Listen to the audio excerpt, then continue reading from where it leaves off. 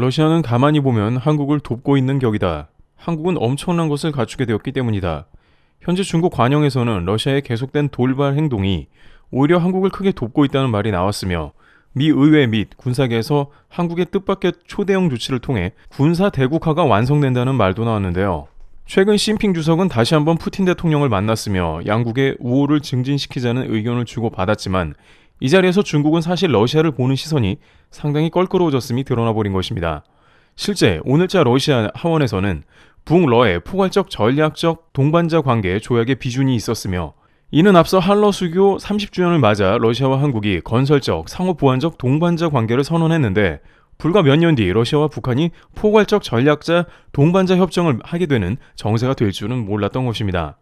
결국 이 가운데 북한군의 러시아 파병과 동북아 정세가 매우 심상치 않게 돌아갔다고 하는 상황인데요. 하지만 중국에서는 이를 두고 한국에 벌어지는 두 가지 사안을 크게 두려워한다고 전해지고 있습니다. 외신에서는 이를 두고 동북아의 최종 승리자는 대한민국이 될 수 있다는 의견도 제시합니다. 첫 번째, 미국, 한국 핵무장화 서두른다. 미국 뉴욕 타임즈에 따르면 러시아가 북한과 상위 방호 조약을 맺은 것은 냉전 시대로 확실히 돌아갔다고 분석했으며, 중국을 비롯한 주변국에서는 예상치 못한 위험이 동북아에 증폭되어 적지 않게 당황한다고 말했습니다. 특히 러시아는 이번 우크라이나전에서 이런 현대에서 실제 큰 전쟁을 일으키는 국가라고 언급하면서, 러시아가 한반도로 군사를 들일 길을 열어놨기 때문에 무슨 위협이 될지 모른다며 매우 큰 우려를 했습니다. 일단은 현재 북한의 뒤를 봐주는 국가가 원래는 중국이었는데 중국이 몸을 사리면서 빠졌습니다. 북한은 중국의 거의 모든 무역을 의지하고 있는데 중국이 최근 물품을 잘 보내주지 않는다는 거였습니다. 소식통에 따르면 신의주 등에 통관되는 중국의 물건이 막혀서 들어가지 못하고 있는 상황입니다. 이는 중국 해관에서 북한에 들어가는 물건을 검열을 강화해 묶어두고 있다는 뜻입니다. 실제 중국에서는 이런 러시아와 북한의 동맹이 매우 시기가 좋지 않다고 판단하고 있습니다. 현재 중국은 서방의 경제 제재로 인해서 이제는 더 이상 버티질 못하고 정책 전환을 앞두고 있습니다. 중국 전인대 혹은 삼중전 등 공산당의 큰 행사에서 등소평의 도각양회로 전환 발표를 앞두고 있는데, 갑작스럽게 자신들의 동맹인 러시아와 북한의 돌발 행동으로 인해서 서방의 경계가 심해졌다는 것이죠. 이런 상황에서 중국이 서방과 잘해보자고 손을 내밀어봤자 시선을 곱게 줄 리가 없다는 겁니다. 그러다 보니 미국이 하고 있는 북한 제재를 중국이 어느 정도 종주하면서 북한 제재를 하는 것이죠. 사면 초과인 북한은 코로나 이후 처참한 경제에 더해 더욱더 살아날 구멍이 막막해진 상황이 된 것이죠. 그러다 보니 북한은 살기 위해 러시아와 긴밀을 졌고 계속해서 러시아의 군사 지원을 해오고 있었던 것이며, 이제 푸틴이 직접 평양에 와서 상호 조약을 맺으니 북한 입장에서는 가슴을 쓸어내리게 된 것입니다. 러시아는 어차피 서방의 제재를 강력히 받고 있으며 전쟁 중이라 북한과 무역하는데 거리낌이 없습니다. 따라서 앞으로 북한은 중국이 아닌 러시아와 많은 무역과 군사 교류가 있을 것으로 판단하는 것이죠. 또한 러시아 쪽에서 노리는 것은 이번 일로 인해서 미국을 더욱 위협하게 되었다는 점입니다. 러시아는 북한이 핵탄두를 장착하고 장거리 미사일을 정밀하게 발사할 수 있는 기술을 넘겨줄 수 있습니다. 이는 미국 본토에 핵무기의 위협이 가까워짐을 뜻하기 때문에 러시아는 이런 수를 노린 것입니다. 결국 북러 간 상호 간에 충분히 주고받는 이익이 넘치기 때문에 이런 조약이 발동된 상황인 것이죠. 러시아의 국방부와 북한 간의 이러한 조약은 몇 달 전부터 사실상 체결이 된 상황이었을 것이며, 실제 푸틴은 평양에 온 지 하루 만에 떠났고 김정은 위원장과 친분만 과시한 모습이었습니다. 미국에서 북러 동맹은 예상은 했지만 상위 방위 조약 같은 굉장히 과감한 조약이 나올 줄은 몰랐다는 것입니다. 미국 일각에서는 주한미군 철수설까지 도는 상황이었지만, 이번 러시아 조치로 인해서 더욱더 한국의 안보는 물론이며 동북아시아 전체의 방어를 더욱 신경 써야 하는 상황이 된 것인데요. 그는 기자회견에서 다소 상기되며 다급한 목소리로 한국에 관한 발언을 이어갔습니다. 보통 푸틴 대통령이 이렇게 곧바로 해당 이슈에 관해서 답변하는 경우는 매우 드물다고 하는데요. 푸틴 대통령은 보좌진에 한국에서 살상 무기를 우크라이나에 보낼 수 있다라는 말을 들었던 것입니다. 그래서 그는 그렇다면 한국 정부가 기뻐하지 않는 일들이 벌어질 수 있다라며 다급하게 말했습니다. 하지만 전문가들은 푸틴이 저렇게 당황해서 빠르게 답변하는 것은 처음 보았다는 의견을 제기했는데요. 이에 관해서 소식통들은 러시아 내부에서조차 북러 조약을 크게 우려했다는 말이 나옵니다. 크게 이유는 두 가지라고 하는데, 첫 번째는 바로 한국의 무기 투입으로 손해가 크기 때문입니다. 북한의 무기는 러시아가 들여오더라도 70%가량 정비가 필요하고 분량이 대다수입니다만, 한국의 무기는 신식에다가 구식이라고 하더라도 우크라이나가 잘 써먹을 수가 있습니다. 예를 들어 한국은 러시아의 불금 사업 때 받은 T-80U 등의 탱크를 곧바로 우크라이나에 투입시킬 수 있고, 이 탱크들은 한국에서는 유지 보수가 어려우나 러시아 전장에서는 유리하게 활용될 수 있습니다. 우크라이나는 이미 러시아 무기를 많이 사용하기에 러시아 탱크는 활용하기가 매우 좋다는 겁니다. 또한 현무1이나 에이테크스와 같은 현재 한국 전략 자산이 아닌 퇴역들도 투입이 가능합니다. 한국 입장에서는 여러가지 퇴역 장비를 전선에 투입시키면서 러시아를 위협할 수 있습니다. 여기에 K방산의 우수성은 말할 필요가 없는데 미국제에 더해 한국 무기가 들어가면 화력이 2배가 되죠.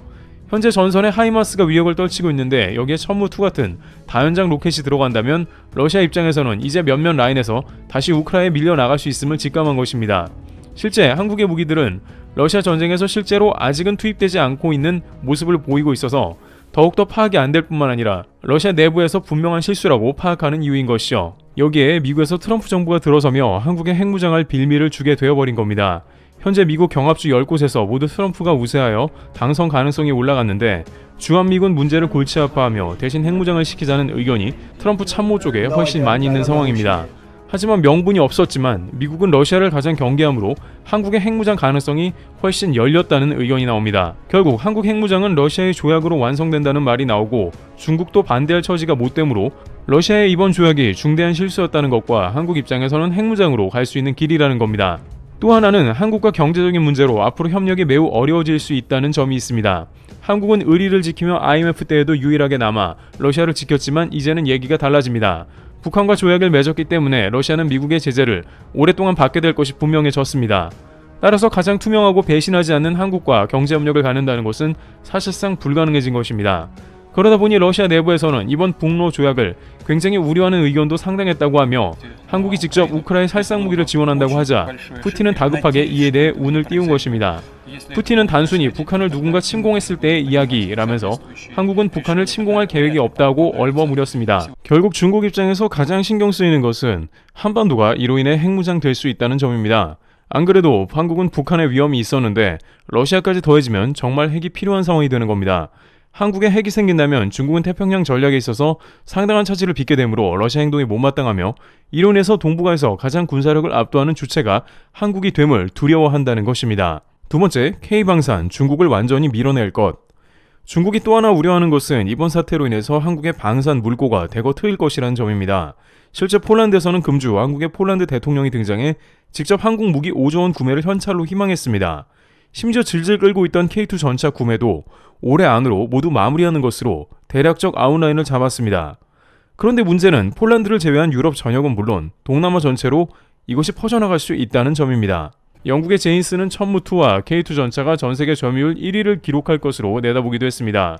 중국의 경제가 신음하는 가운데 방산에서 수출을 늘려가고자 하는 중국의 적색 경보가 울린 것이죠. 따라서 중국은 한국 방산에 대한 경계를 강화하고 관련 기사를 관영일보 등에 쏟아놓고 있는 상황인데요. 일단 중국은 최근 K9 전세계 점유율 1위에 대해 맹렬하게 비판하는 기사를 제기했습니다.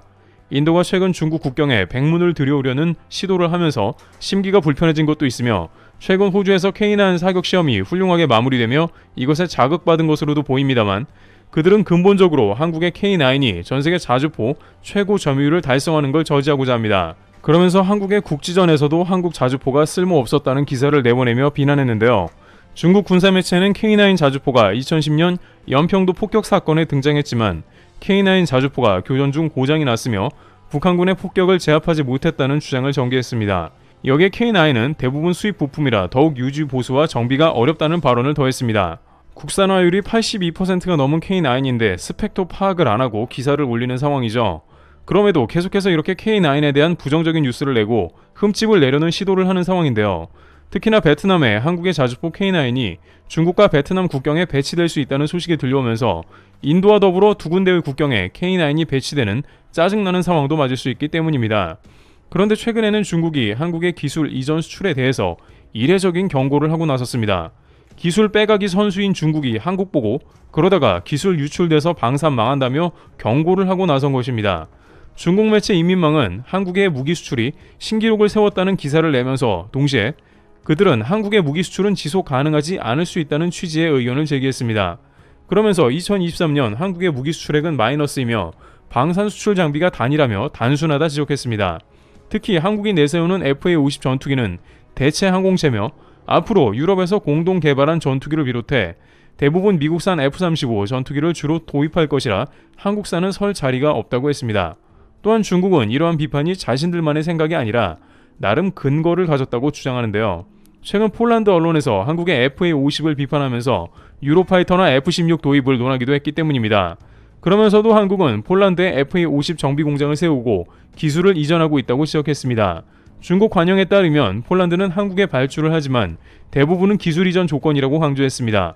그러다 보면 한국의 기술이 폴란드에 그대로 카피될 가능성이 크지 않냐는 의견을 제기한 것입니다. 이는 다소 흥미로운 발언인데 기술 빼가기의 달인인 중국 입장에서 한국 행동이 이상했다는 겁니다. 만약 누군가 중국에 첨단 무기 공장을 세워주고 기술 이전을 해준다면 중국은 쌍수를 들고 환영할 것이며 한국과 같이 일부만 기술 이전을 해준다고 하더라도 중국은 기술을 빼내려고 혈안이 될 것이기 때문입니다. 실제 한국의 많은 산업군이 중국에 그런 식으로 카피를 당했고 엄청난 피해를 보기도 한 게 사실입니다. 중국 현지에 공장을 지으면 위험한 이유입니다. 물론 반도체와 같이 중국이 수백조 원을 허공에 날려도 카피가 안 되는 사업이 존재하긴 합니다만 기술 빼돌리기 전문가들이 봤을 때는 한국이 하고 있는 현지 공장 설립 기술 이전이 너무 위험하다는 겁니다. 중국 군사 전문가 숭중핑을 비롯한 군사 채널에서는 한국의 수출 방식은 이해할 수 없다면서 대부분의 무기 수출국은 자신의 기술을 보호하고 비싼 가격에 판매를 하는 것이 일반적인데 한국은 무리한 수출 실적을 위해서 정부에서 대량의 보조금을 지급하는 것은 물론이거니와 상당한 기술 이전까지 이루어지고 있다면서 이런 것은 결국 한국의 방산을 크게 약화시킨다고 진단했습니다. 하지만 이는 중국에서 단순히 K방산 수출이 안 되었으면 하고 질투를 보내는 것임이 곧 드러나게 된 상황인데요. 우선 군사업계에 따르면 한국의 현지 생산 수출로 인해서 기술이 유출되는 것은 상당히 어렵다고 합니다. 그 이유에 대해서 쉽게 얘기하자면 최근 폴란드에서 한국의 전차 생산이 쉽지 않다는 게 드러나고 있는데요. 왜냐하면 폴란드의 내공과 한국의 누적된 내공 자체가 엄청나게 차이가 나는 게 문제라는 겁니다. 한국은 폴란드의 핵심 기술을 제외하고 현대 로템 등이 K2 전차를 합작하는 생산 과정에 들어가고자 하지만 이렇게 기술을 이전시켜줄 때 반드시 필요한 조건은 폴란드도 공장 여건이 어느 정도 갖춰져야 한다는 겁니다. 다만 현재 중국의 주장은 K방산을 질투하면서 중동 국가 등에 중국의 방산을 어필하려는 시도로 파악되고 있으며 여기에 인도, 베트남, 호주 등 중국과 대치되는 국가에 한국 무기가 들어온다는 두려움을 보여주고 있습니다.